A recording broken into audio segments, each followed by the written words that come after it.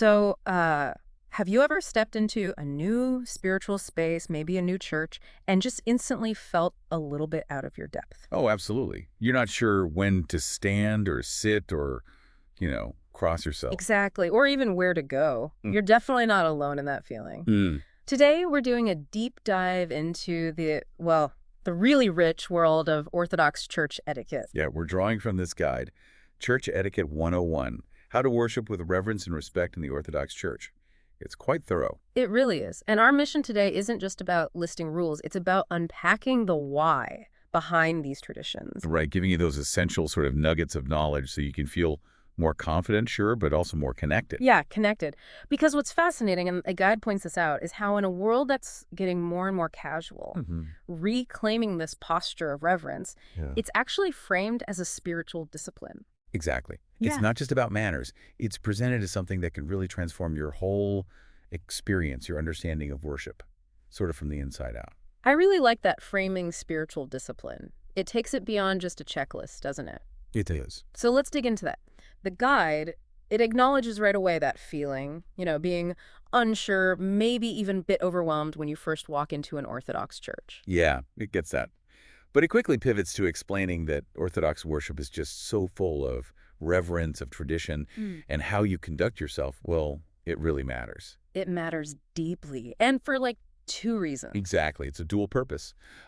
One part is for your own spiritual experience, helping you focus, prepare your heart. Okay. But it's just as much about showing respect for everyone else there who've also come to pray, and of course, respect for God. Right. And that point about reclaiming reverence as a discipline, especially now when things are so casual, that feels quite profound. It's a powerful idea in our context, definitely. So it's active participation, not just watching. Mm. And that starts really with your body, right? Posture, presence. Body and soul. Let's talk about being in the nave, the main part of the church. And starting with standing. Apparently, in many traditional Orthodox countries, churches often don't even have pews. That's right. It'd be surprising if you're not used to it. Standing is the norm, the primary posture. Wow. So why standing? Well, it's seen as this physical expression of prayer, of reverence, of being attentive. You're presenting your whole self, Yeah. ready. Okay, that makes sense. Now, here in North America, pews are obviously common, but standing is still really encouraged during key moments. Like when? Specifically, during the gospel reading, definitely during the anaphora, that's the main Eucharistic prayer. Right. And anytime the priest calls out, let us be attentive, that's a clear cue. Got it. And a practical tip if you do decide to stand the whole time. Yeah, good point. If you choose to stand for the whole service, which many people do find helps their focus, maybe try standing near the back or along the sides, just so you're not blocking the view for others who might be sitting. That's considerate. Mm. Thinking about community. Now, what about sitting? The guide has this really direct line, don't cross the line. Or your legs. Sounds almost sharp. It does sound a bit blunt, yeah, and maybe a little legalistic at first glance. Right. But the why behind it is what's important. It's not about some arbitrary rule. It's about staying alert, spiritually present. Okay. The idea is the cathedral, it's a sacred space. It's not your living room, so your body's posture should reflect your soul's attentiveness. So how should you sit then? Sit upright, feet flat on the floor, basically ready to stand at any moment. It connects back to that idea of worship being active, embodied. Every posture is part of the prayer. Fully present body and soul. Okay. And this respect for the space, it also seems to dictate movement, or rather, minimizing movement. Absolutely. The church isn't meant to be a place with lots of foot traffic during the service. Right. The advice is pretty clear. Once you're in the nave, try to stay put, unless it's really necessary. Just practically speaking. Use the restroom before the service starts. Get a drink of water beforehand. The guide actually says, quite humorously, Yeah. save the back and forth trips for the grocery store, not the house of God. Huh. I like that. It makes the point vividly, minimize distractions for yourself and others. Exactly. Maintain that sacred atmosphere. And speaking of minimizing disruption, timing seems crucial. Arrival and departure. We've all been late sometimes, life happens. But the material really stresses that showing up late disrupts things. It really can disrupt the flow, yeah. The best practice, ideally, is to arrive a bit early. Give yourself a few minutes to just settle, quiet your mind, prepare your heart in silence. Okay, but what if you are late? If it happens, the guidance is wait quietly at the back. Don't just walk in whenever. Are there specific times you definitely shouldn't enter? Yes.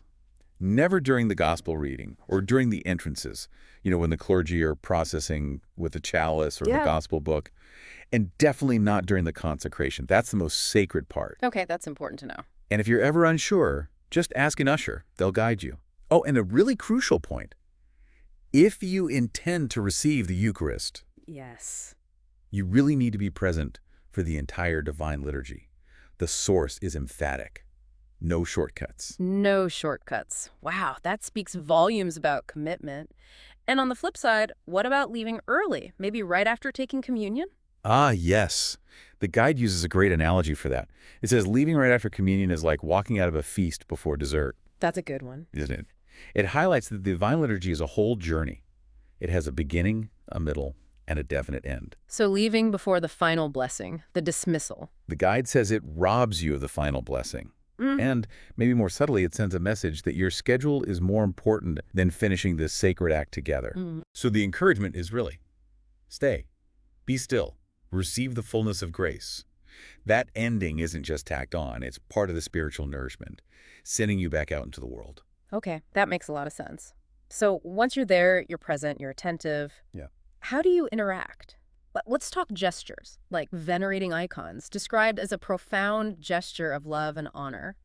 It really is central to Orthodox piety, and there's a very practical detail mentioned. Oh. Yeah, apparently smudging the icons with lipstick is, well, not ideal. Ah, right. So the advice is just to blot your lips quickly beforehand. It's a small thing, but shows care. And the actual process of venerating. There's a specific sequence.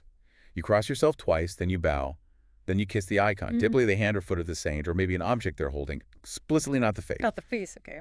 Then you cross yourself and bow again. It seems detailed, but each step encourages you to be mindful, intentional.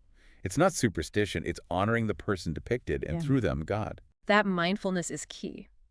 Now, what about interacting with other people? The guide says, talk to God, not your neighbor.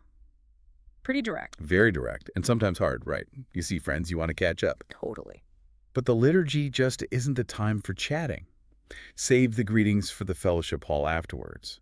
During the service, your voice should be part of the hymns, the prayers. Not small talk. Exactly. Because God is listening, as the guide puts it. And so are the people around you who came to pray, and they need that focus too. It respects the corporate nature of worship. That's a really important reminder. And greeting clergy, it's more involved than just a handshake. Oh, much more. You don't just shake hands. You ask for their blessing. How do you do that? The gesture is specific.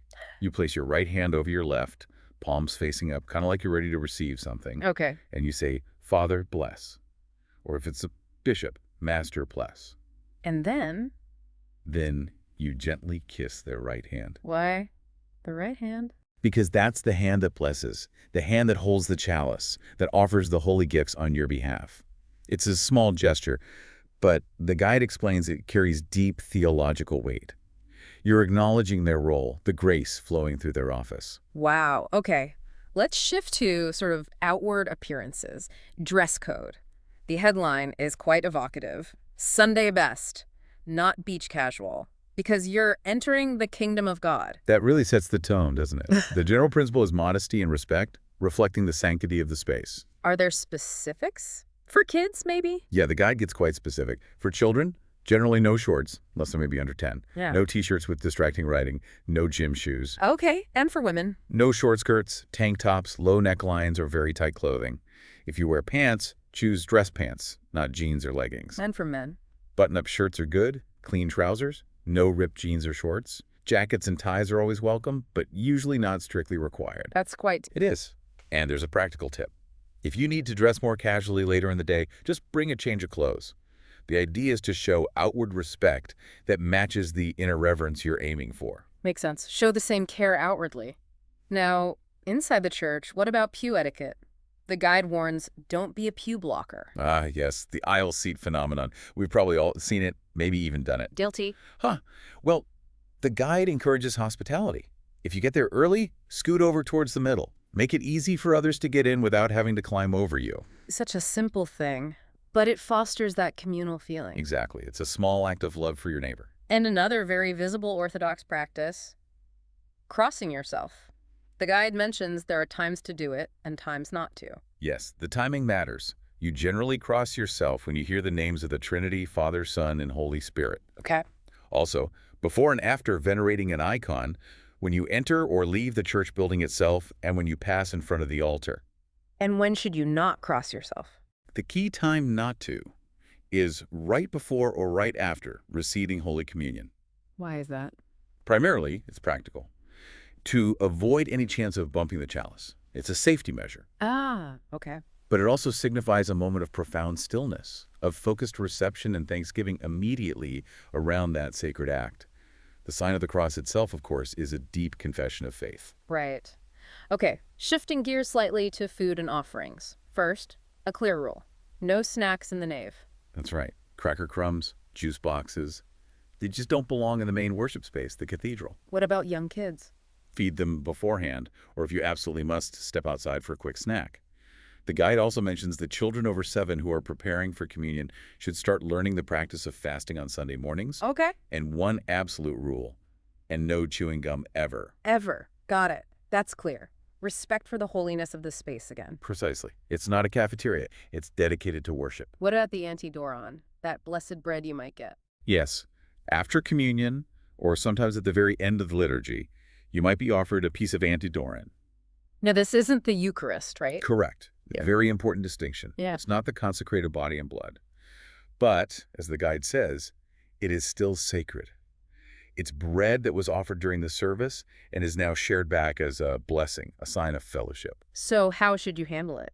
Take one piece for yourself, eat it reverently, right there usually, Uh-huh. and try not to scatter crumbs. What if you want to take some for someone else? Take an extra piece for them, don't break your piece in half, and help your children learn to do the same. It's another small way to practice care and respect for holy things. Okay, so pulling all this together, this deep dive, drawing from Church Etiquette 101, really keeps coming back to one core idea. It isn't about rules, it's about reverence. Exactly. It's described as something timeless, something that connects heaven and earth in a holy mystery.